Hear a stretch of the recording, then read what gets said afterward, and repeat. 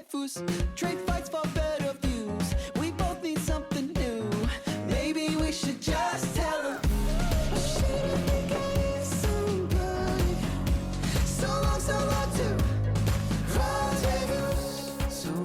Hello, hive-minded readers, and welcome to the Books and the Bees podcast. Just like bees play a crucial role in pollinating flowers and sustaining life, books pollinate minds and nurture the soul. We see the connection between the two, the delicate dance of ideas and stories that enrich our lives. I'm Hailey. I'm Cody. Welcome to our podcast. Hello, Hailey. Hello. Welcome. Welcome to our listeners. Another day. Yay. 65. Let's go. 65. Wow, we're like basically retirement age now. We are. We could start withdrawing from our retirement, I think. Yeah. Yeah. I don't actually know how any of that works, but I think Me neither. 65. I think at 65 you can draw Social Security, maybe? Yeah. I don't know. Yeah, I think but like I'm not once a real you're adult. 60 something, you can like you can draw from it early, but then it's like a penalty. And then once you're like the official like recognized retirement age, then you can start pulling from whatever your Social Security / retirement funds are, which for our generation are likely zero. So Yeah, we're not going to see any of that. yeah, no, definitely not. We'll be working till we drop. Woohoo! Wah wah. Or until we Love move to it. another country. True. That would be fun. Yeah. Yeah. I'm We've thought all about down it. for that. Me too. Yeah. I don't know if we'll actually do it, honestly, but we've thought about it. Yeah. I've always wanted to move to another country, but Yeah. oh, the need is real. Yep. For sure. It's a good time to think about it. It is a good time to think about it for sure. Especially considering with what we're going to talk about today. Yeah. Going to be part of the reason why maybe people want to move, but we can save that for a little bit later, you know? Save the mysticism for the listener. Yeah. Yeah. It's been beautiful today. It actually got up to 70 something, and tomorrow, like the whole weekend is supposed to be in the 80s. So, wow. Yeah. We're going to get some planters. We have planters, but we're going to put soil in them and get them ready. I don't think we're going to plant anything per se tomorrow because I think it still might freeze once or twice more, but I'm just excited to go outside and play in the dirt, honestly. That's hilarious. I love that. I'm excited. I'm so excited. That sounds like the perfect weather, though. Yeah, it's probably going to be too hot for us, honestly, because we also have like 90% humidity right now. Ew, yeah. Mm-hmm. And so I think it's going to be hot and humid tomorrow for us dry Idahoans who aren't used to humidity. Yeah, the what's the word? Acclimation? Is that the word I'm looking for? Yes. Yeah, the acclimation to freaking that, like, we walk outside and you feel like you stepped into a warm bath. It takes a while to get used to. And it's real weird. Yeah. But, I don't know. I feel like my skin is softer. Although I did notice I have some dry patches I need to take care of. But, yeah, my skin's softer and I feel like my lungs are better, even though I'm still hacking up from my cold that I had, 2 weeks ago now. But I still feel like it's easier to breathe. Yeah. Yeah, that's true. For sure. 100%. Much better than this horribly dry. We've also had really nice weather here, too, to be honest. Yeah, it's been in, like, the mid to high 60s every day. Nice.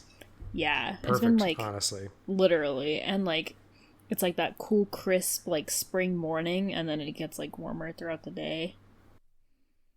I love that. It's real nice. Yeah, and all the stinky trees are blooming. I fucking hate pear blossom trees. They smell horrid. They do smell terrible. Very distinct smell that I don't really want to describe on the podcast. But if you know, you know. If you know, you know.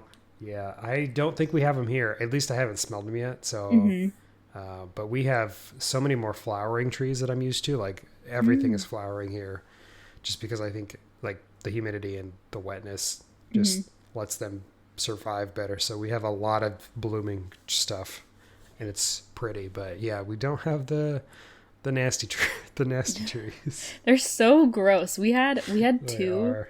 growing up in my parents' house. We had two right in our front yard, and they were horrendous smelling.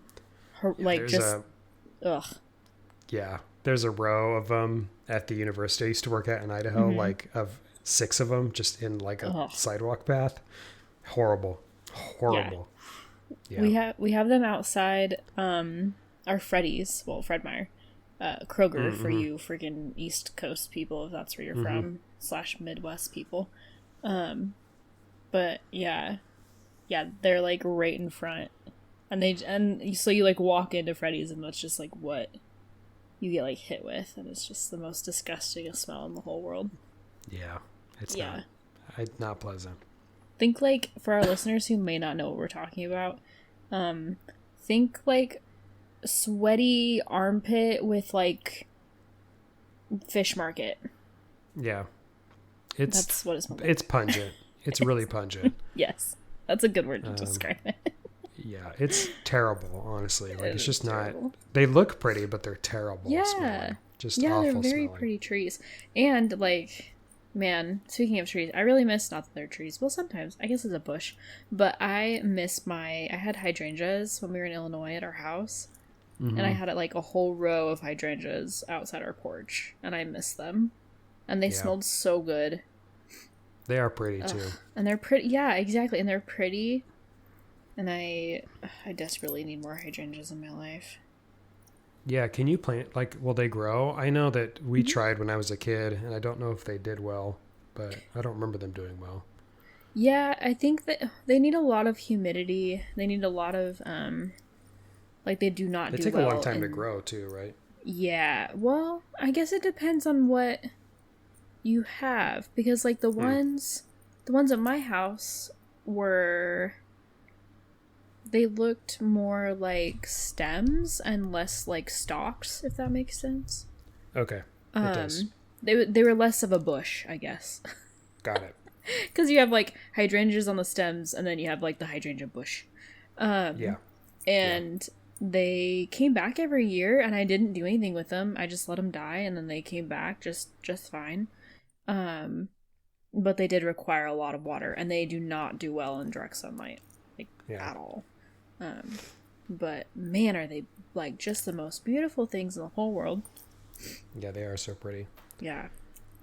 We love geraniums in my family. Ooh, yes. My great grandmother, when I was a kid, loved getting those. We would always buy her a basket for Mother's Day. That was kind of the tradition. And so for my grandma and my mom, we always gave geraniums. And now that we're away from home, I think I'm going to buy a thing of geraniums and just stick them out in front of my house so that, cute. you know, I have some because I love them.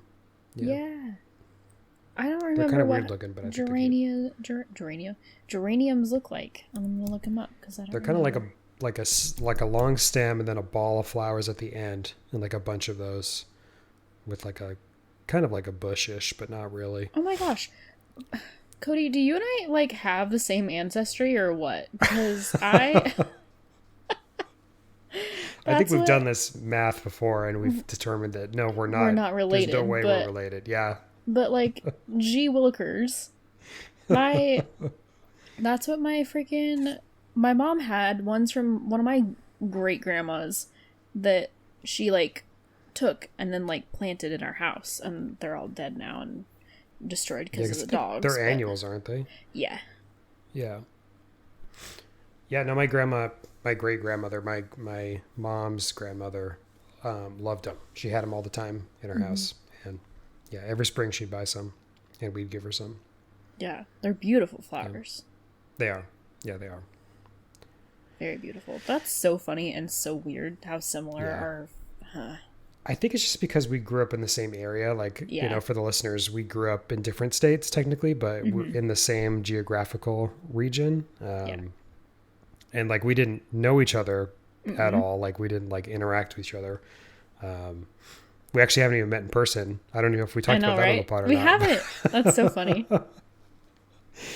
But yeah, I mean, I think a lot of people from that region have a lot of the same stuff, and I feel like geraniums are one of the flowers that kind of do okay in that climate. So yeah, it's true. Doesn't surprise me. And my maternal side of the family is from Idaho, so. Oh yeah, that's right. Yeah. So probably a lot of similarities there too. Yeah. Yeah. Do you know what else is amazing? What? The books we're reading. Oh my gosh, yes. Let's get into it. Yes. I'm excited to hear what you're reading. Do you want to start? I'm excited to see it. Yeah, so it's it's called A Pack for Autumn by Emilia Emerson. It was one of the so if for those of you who have Kindle or like an e-reader, it gives you recommended or whatever. But with like Kindle Unlimited, it'll be like unlimited books that like are recommended or whatever. I was like, oh, that looks like another interesting book, and I clicked on it, and that's how I came across. That's what she wrote. And that's what I'm reading. No, I'll go find the description. Also, friendly reminder, this is a judgment-free zone. Yes. Because this book is part of what's the word? My brain just went blank. Like, this book is part of a subgenre, I guess. Kinda. It's I don't know what it's considered. If it's like its own like subgenre or what. But I'll just read the book description, and you guys can just judge me for what it is. It's fine. She was looking for quiet. She found them instead. Starlight Grove needs a new lighthouse keeper, and Olive Autumn Harvest, God, that was hard to get out, needs a fresh start, preferably one with as much solitude as possible. So her new job, an isolated ocean cottage, is perfect, except for the eccentric, meddling townspeople and the cat who's adopted her. When the town wins a grant for lighthouse restoration, Olive is forced to let the contractors into her space, a company comprised of 3 hot alphas. Oh. Yep. Okay. Yep. Know where this is going. Yep. Easton, her golden retriever stalker, Lars, the steady protective Viking, and Finn, who's hiding a pain that matches her own. Suddenly, these guys are everywhere, and they're completely unfazed by Olive's prickly personality as they try to care for her, protect her, and court her. But everyone in this relationship is holding on to secrets, and it might not just be the lighthouse that needs restoration. It's a standalone, blah, blah, blah. But yeah. So I believe we would call this a reverse harem. Kinda, yeah. Because it's not a dude with a bunch of Right. Yeah, it's a reverse harem, and like it's really, it like starts off like really cute and cozy. Because I'm only 4 chapters in, maybe. Oh, okay. And it's definitely like, it sounded really cozy when you start, like the whole lighthouse thing and all that. Yeah, it's very cozy, and like there's a cat like that's in the town that's like, I don't know, the way that it's described is like borderline sentient. And it like meddlesome in like a weird, I don't know, it's like a really cute tidbit about the book that I'm like, oh, this is really cool. It's almost like it's meddlesome. Like it does things on purpose to like help the story plot along, which is cool. But yeah, it's really good so far. It's very like cozy, like slow paced, kind of just it's multiple POVs, so each character in like main character has like their own, like you read through their point of view, which is really cool. I like when books do that because I think it gives like an extra layer to the story, to have that viewpoint. But yeah, it's really good so far, and they like, there's like some coffee house moments, and and she's like living in the lighthouse, She's not in the White House. That'd be a different book. Right. Oh my god. That'd be a different book. It would be. But she's in the White House, and like there's some, I guess spoilers, but like there's some connection between like one of the other guys that she meets. And they have like a tie through the lighthouse in some way. I haven't found out yet what that is, but yeah, it's really good so far. It sounds good. Sounds really nice. Yeah, it's really cozy. Sounds like something my wife would like. Yeah, she probably 100%. would like it. I haven't gotten into like anything really steamy yet, so I don't know if it's going to be like where it's going to be at on the honey scale, but I feel like with it being like almost like a wide shoes reverse harem, like multiple POV, it's probably gonna get spicy, I'm sure. Yeah, white shoes. That's another. White shoes. Mm-hmm. Yeah, I was trying to think of that phrase, but yeah, white shoes. Yeah. Yep.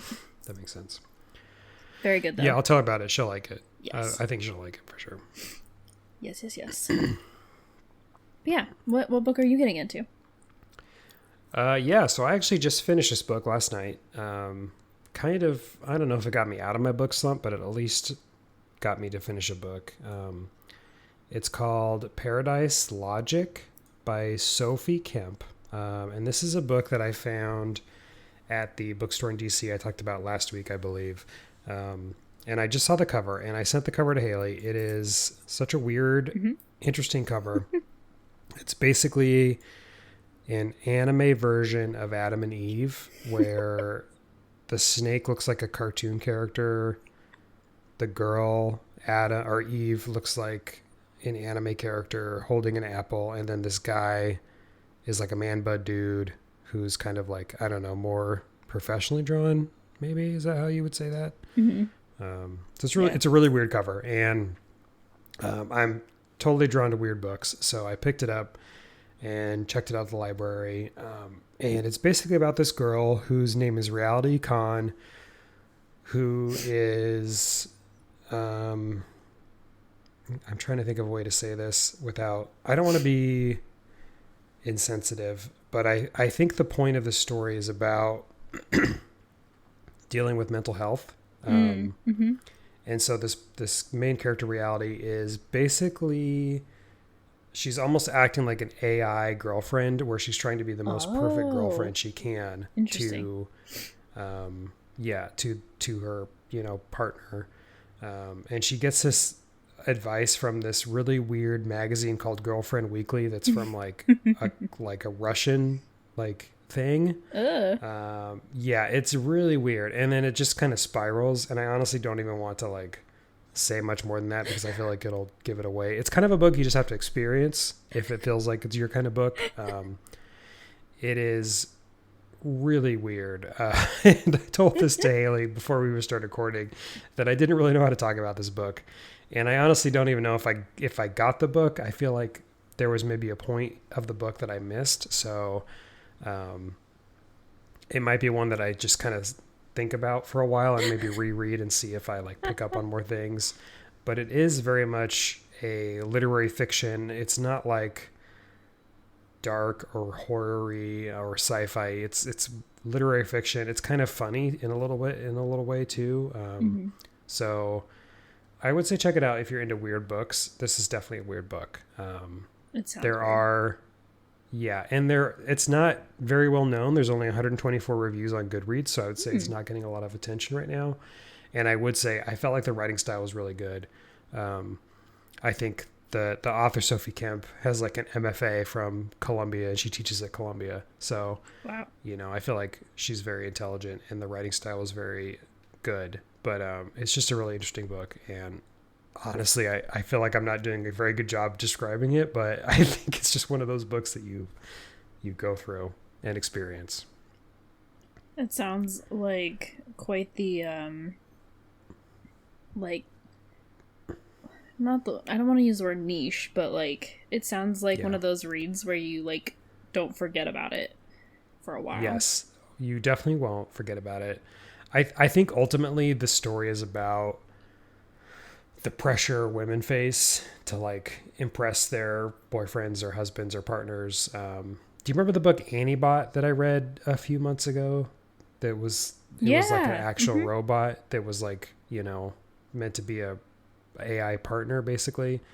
It felt like that, except this was a real person, and it seemed like she had gone through some mental health issues and was now acting in this way because of that. And she's kind of being manipulated by the system that she's in. So I would take it from that. There's definitely some content warnings, I would say. And there is sex on the page. I'm not going to rate it on the honey scale because I feel like this wasn't a romance book. It was a statement book. And I don't like to rate those on the honey scale because I don't know. I feel like the honey scale we designed to be for when we want that kind of romance. And this is the kind of romance I would say is not healthy and you don't want. So I'm not going to rate it. The romance you don't want. The romance you don't want, yeah. Like, you should not be looking at this as a good romance book. I think this is a romance book that if you feel like you're in the situation, you should talk to someone. If you're reading this book and you think it's a romance book, seek help immediately. Yes. Yeah. Oh my God. So yeah, I don't know how I can, pitch that book any better, but that's it. That's how I read it. So, but it was interesting. That's hilarious. But it looks, just at a glance, it looks weird. Like, and I mean that in like not like a judgmental way, but like I feel like the author had the intent of like making an interestingly strange book cover, and the author nailed it. Yeah, weird fiction is like a thing, Yeah.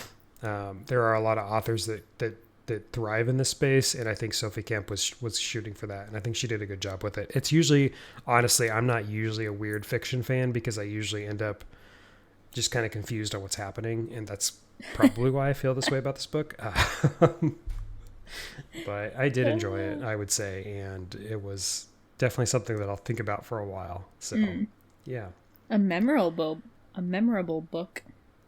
It is. Actually, and this is like the second one. I would say The Lamb, which I also talked about, I think, last week. Yeah. That was another weird fiction book, I would say. I finished that one too, and that one did end interestingly. Glad I read it. Yeah. It sounded That book was good if wild. you're like into that genre. Cannibalism. Yeah. Horror cannibalism. Yep. If you're into me. eating people.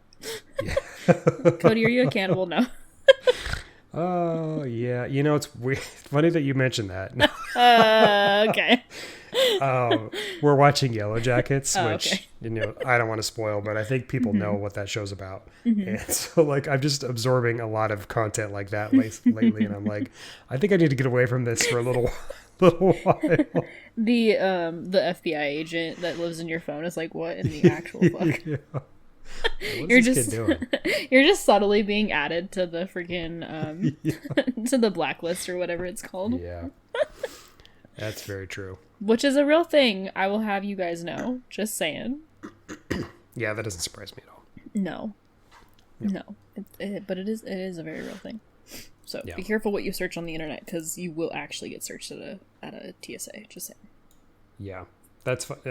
This is a little different, but have I told this to you before? When I was at my previous university, I studied breast cancer. So I typed in breast cancer into my Google search bar. Oh, God. And real images came up, which I probably should have guessed, but Yeah. I was just looking for like a diagram to put on a poster or something. And it got flagged by the IT department because it had real breasts on it. Oh, no. And I had to like tell them like, look, I'm studying breast cancer and this is why I typed it. And You're like, I promise I I'm don't know not what to trying to tell be you. weird. yeah, like, I don't know what to tell you. And they're like, okay, well then they flagged my account so that like when that came up, it wouldn't like flag them or something like that. Oh, yeah. So they like special marked your account. Like, hey, this guy might search breast or boobs or like nipple. And it's not weird. We promise. Yeah. It was. That's crazy. Yeah. But then I think I switched to my personal laptop anyways at work, and I just never had that problem again. But yeah. I in the nature of my healthcare, workplace, I searched some pretty weird shit sometimes, especially when I was coding for our ED. Yeah. Because sometimes you just kind of have to, like, visualize what the fuck is going on. You're like, wait a minute. Yeah. There's some interesting things. But I learned, not to tangent totally, but I learned yesterday that our organization doesn't allow us to use Chat GPT. Why can't I get words out today? Because people were misusing it or something. I don't know, per the person that my teams. I was like, hey, can I use ChatGPT to, like, I just needed a fucking type of Word document and didn't want to do it myself. Yeah. And, the IT person was like, yeah, no, sorry, you can't. And I was like, are you fucking serious? And he was like, yeah, no, seriously. And I was like, that's the dumbest thing I've ever heard today, actually. So, thanks a lot, other coworkers. That is dumb. Yeah. It's, because I understand from, like, a privacy sort of view, like, fine, but the misuse of things, I'm like, real people. Yeah, there's no reason for that. Stop doing weird shit at work. Yeah, legit. Like, it's 8 hours. Just chill, you know? Use your phone. Start in the morning. Yes, that's true. Start in the morning. Pick it up when you get back, you know? Yeah, it's fine. You'll go be weird on your phone. Take a break at lunch. Yeah, go be weird on your phone. We should make that into a bumper sticker. Go be weird on your phone. We should. That'd be great. Welcome to the Books and Beats podcast. Go be weird on your phone. Oh, well, I don't have any beekeeping. Do you have beekeeping? No, I don't. Okay. Oh, actually, kind of, but not really. So my husband and I, we went to, we've been looking for, like, furniture pieces and bookshelves and shit. Shout out to fucking, fucking estate sales, though. Got a nice bookshelf for, like, $20. And it's, like, over 6 feet tall bookshelf, $20. Oh, yeah. But that's not the point. So we were at Habitat for Humanity looking for other furniture, because that's, like, a really nice place when, like, you don't want to pay thousands of dollars for furniture. And at the Habitat for Humanity store that we were at, they had, like, a book section. And the book that I was telling you about, which I don't remember if I mentioned on the podcast or not, but there was this very interesting, like, Harlequin book covered book. It wasn't there. Yes. It wasn't there. Someone bought it. The one you didn't get. Oh, yes. Yeah. I went looking for it. Someone bought it. And there's, like, 47 books in this series. Oh, my God. Like, I shit that doesn't surprise me. The Harlequin. I know. And I was like, damn. Like, a whole thing. I think you did talk about it on the pod, now that I remember this conversation. Yeah, it was pretty great. I was like, wow. So it was quite the title, honestly. I hope whoever bought it is enjoying it, because I was kind of bummed, to be completely honest, because I was legit gonna buy it when we went back. But if you're listening, please tell us how it was. If you live where I live and you bought a Harlequin book from the Habitat for Humanity store, I need to know. Was that good? Well, one of our things is to read an old, like, I don't know, cliche romance cover. So that was perfect for that. I know. I was going to buy it and read it and see if it was good or not. That's okay. Next time. We should do that soon, though. I've been thinking about that recently, too. We should. Yeah. Cool. Yeah. Bummer that it wasn't there, though. I know. Well, that's okay. Yeah. Maybe next time. Or I'll find it online. Who knows? Whatever. Yeah. If it's meant to be read by you, it'll find its way back to you, you know? Like the cat distribution system, but, like, books. Exactly. I love that. Well, should we jump into today's main event? Yeah. I wish this was better. Like a more exciting topic. Well, it's exciting, I guess, in the way that it's horrifying, but I wish this was a more enjoyable topic to talk about. We are going to give yet another update on book bans in America. For those of us who live in America, I think now is a great time to think about libraries and remind ourselves what services they provide, because our libraries are being attacked in a very vicious way. And we've talked about this a lot recently. Actually, throughout the whole lifespan of the Books and Bees podcast, we've been kind of keeping tabs up on book bans. But I think now is the worst time we've ever seen for book bans and library bans. And this starts with the DOGE, the Department of Governmental Efficiency, is... Yeah, they are gutting the IMLS, which is the... Sorry, I'm looking. Institute for something? I don't know. Institute for Museums and Libraries, I believe. Yes. So DOGE is trying to cut the IMLS, which funds, it supports and provides access to museums and libraries across the whole United States. So if you enjoy museums and if you enjoy libraries, what this means is that DOGE is cutting their support, meaning they might have to fire staff. They might have to restrict how many books they can buy, how much content they can provide, what resources they can provide. Or in the worst case scenarios, and I don't know if there's any exact situations of this happening yet, but it's highly possible that libraries have to shut down, museums have to shut down because they can't support to keep their doors open with the funding that they're getting. Which is and shitty. It's very shitty. As someone who is, one, a big museum fan, I love museums. Love museums. They're the best. They are the best. And loves libraries. I literally use my library every day. I don't think it's an exaggeration to say that. I almost always have a book checked out from the library. It's devastating to hear this news. It's frustrating. And I think we've talked about ways to get activated in this space. And I think the number one thing you can do is call your congressperson and tell them, please do not cut library funding or museum funding, because dumb idiot. It's incredibly important. Yes.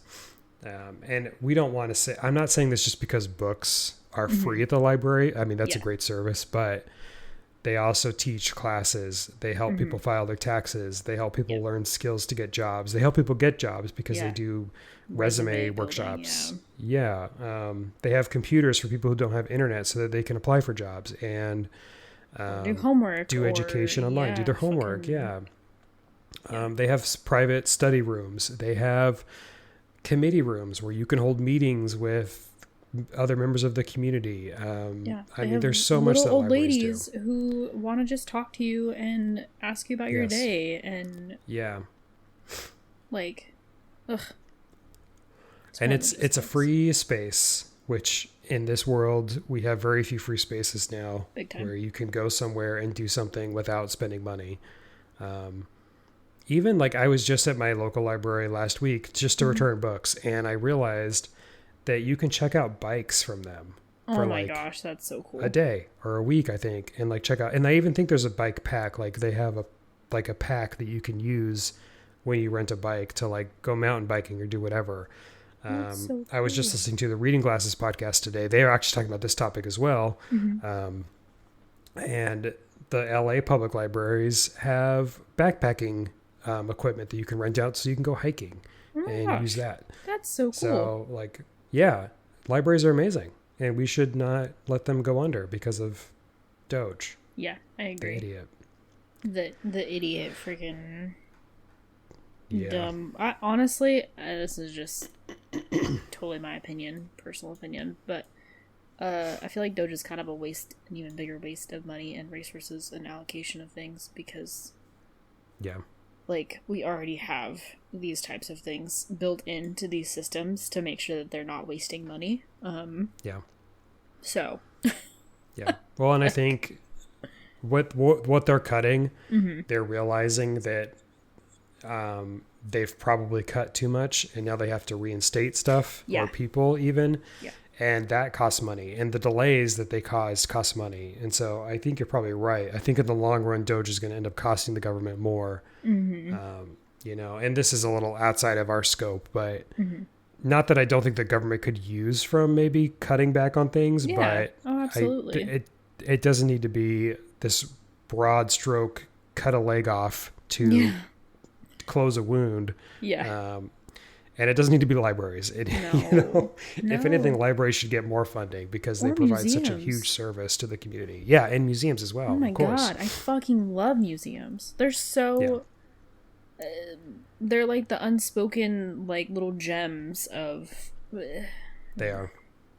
It's my favorite thing to do when I travel is to do a museum. And they're free, like, well, not all of Yeah. them are free, but some of them are free or I mean, they're free relatively adjacent. cheap, Yeah. all things considered. Yeah. And like I've never gone to a museum and been like, oh, that was a waste of my time. Yeah. Speaking of museums. Well, I have, but that was a different museum. Well, I've been to a couple weird museums that probably shouldn't have been museums officially, but gotcha. that's okay. Did you know, okay, this is also kind of a tangent, I'm so sorry. But did you know that underneath the St. Louis what is that called? The gate, the arch? There we go. Yeah. I was like, what the fuck is that called? There's a museum underneath it. Did you know that? I did not know that. Yes, and it's huge. I had no idea. Like massive. And it's an American museum and they have all sorts of different like they have all sorts of different exhibits. That's what I was looking for. And I think it was free to go in. And it's cool, like really nice, and it's all underground. The whole thing. That's interesting. Huh. You like take an escalator down. You go through security, take an escalator down in, and you walk underneath the arch underground. Wow. And then you can take a ride up through the arch. Yeah. In it like a That's cool. I've elevator only thing. seen it. We drove through St. Louis on our way here, but It's we cool. didn't stop or anything. Yeah. Highly recommend. Yeah. But yeah. Yeah, that's great. Museums are awesome. They educate. They also provide community space, education services for children and for, people trying to maybe change their career. All that stuff is also provided by museums. So, yeah, it's frustrating. I think I'm going to post, this is a Book Riot article that I'm talking about. So I'll post this in the show notes. And yeah, I think the number one thing we can do is to call our Congress people and tell them we don't want this and that they shouldn't let this happen. Yeah. I was just reading through it's the same article because there's two, but it does say that the Michigan Court of Appeals dismissed a lawsuit that had tried to ban books from a library in the West Michigan Schools District. They said, great. Zip it, and then said thrown out because you guys are dumb, wasting time. Yeah. Go Michigan. And there's hella books on this. Yes. That might List. be, we have two links. That might be the other link, but that's Maybe. okay. There is also the Spoilers. updated top 10 books that were banned in 2024. And this is not going to be unfamiliar to us because we've talked about these before. All Boys Aren't Blue by George M. Johnson is number one, which that one's been banned for quite a while. I haven't read it yet, but it's on my list. It looks really good. Gender Queer by Maya Kobabe is usually number one, and it's now number two. So that has dropped just a smidge. But there's a lot of other ones on here. There's 10 of them, obviously, so I won't go through all of them, but The Bluest Eye by Toni Morrison has been on before. Looking for Alaska by John Green has now been on the top 10 list for the last 20 years, I believe. So, that's been quite a while that Yeah. it's been on the list. So And of you course, can look at that as well. Yeah. Kite Runner is on there for some, which is on this list that I'm looking at anyways. They have Kite Yeah, Runner. I think that is And I'm I just think that list is just like, how? the ones that have been banned the most, Yeah. like overall, but not specifically by year. But yeah. That one's up. That one's been banned, and that's a great book. I love that Yeah. I was like, didn't they make a movie out of it? book. I think so. Yeah, Like, and of course, a cohort of Mist and Fury and yeah. Frost and Starlight, which is a weird one to be banned because that one's like the winter. I Yeah. don't know. the novella, which is kind of lame. Yeah, I'm like, why aren't all of them on the list? They're like, no, just these two for sure. If anything, the these last two. one's the worst one as far as like sexual content, right. so they should put that one on there. Yeah. But like, don't. But like, come on, people, Don't. have some rhyme and Yeah. reason, please. Yeah, please. Makes sense. And this other article that we're talking about has a few other notes, but this is in response to Doge gutting IMLS.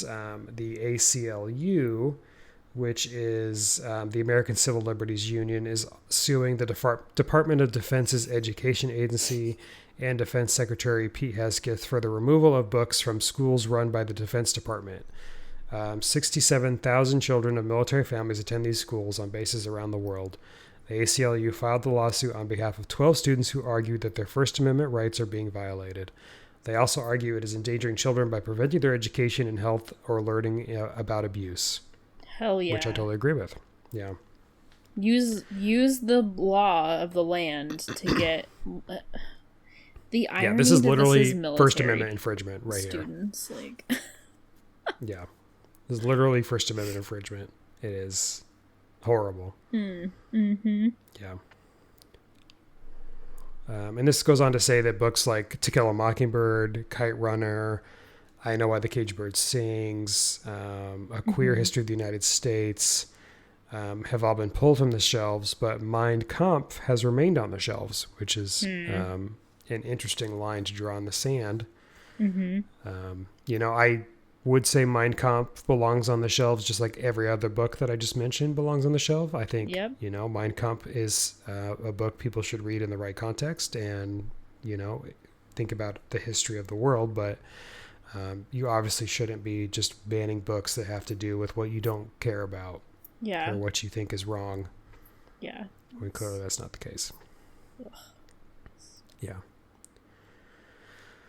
So it's frustrating. I wish we had lighter news to share, but this is pretty important and we wanted to talk about it. So we're passing it along to our listeners and we hope you'll pass it along to your friends in your bookish community. Maybe visit your local library and ask them what you can do to help them if they feel like they're at risk. Volunteer maybe, or, if there's a way to donate to your library, that's something to consider if you're able to, or just using your library. Honestly, even if you go into the library, I've actually learned this recently. If you just go into the library and use like the restroom or use something for a few minutes, they track what people do. Like they're not like stalking you, but they're like, person A came in for 23 minutes and 2 seconds. Used bathroom, sat in the corner. Yes. Yeah. They track foot traffic. And so if you just go into your library, walk around for like 5-10 minutes and then leave, if you don't want to get a book necessarily, but just go into your library and do something for a little bit and then leave, that supports them. Or if there's an event that's at the library that maybe you've been thinking about doing and you haven't done, go do it. Just go sit in on that event. That way they can say that 15 people came to that event instead of 10 people. Yeah. And show that it's important. Or go onto the computer and, use their computer for a while if you need to and take that space. Or use their Wi-Fi if you need to go there and work on your laptop for an hour because you need to take a break from your house. Go do that, Yeah. I think I'm going to... That's one of our things this year too. Oh, yeah. One of our reading challenges. Man, I think I might need to pay a visit to my local library, scope it out, see what's going on. Hell yeah. 'Tis the season. Yeah. 'Tis the season. Absolutely. Well, those are the two articles. These are both Bookright articles. Bookright is doing a really good job. They have a weekly book ban thing that they kind of track through. So if you want to keep on that, you can always go to their website, and I'll put these specific links in the show notes so that you can look at those at your heart's desire. Hailey, do you have anything else you want to add? Just that Doge is bad, okay? And also, fucking why are we living in this reality? Just leave the books alone. They're just books. Calm down. Yeah. If you don't like them, don't read them, you stupid idiots. Or maybe... Sorry, I'm gonna go on a tangent. Or maybe pick a fucking book up and, open your brain up for 5 seconds. You close-minded fuck. Yes. Do you remember when Trump advocated for a book that was completely empty on the inside? No, but I'm like, not surprised. He was like, such a great book. And I don't remember what the book was called, but it was completely empty. It was nothing but just empty pages. Oh my God. And he's like, it's a great book. I've read it multiple times, all this stuff. Have you? Okay. Also kind of tangenty. I'm so sorry. And not to make it take things political, but this is inherently political.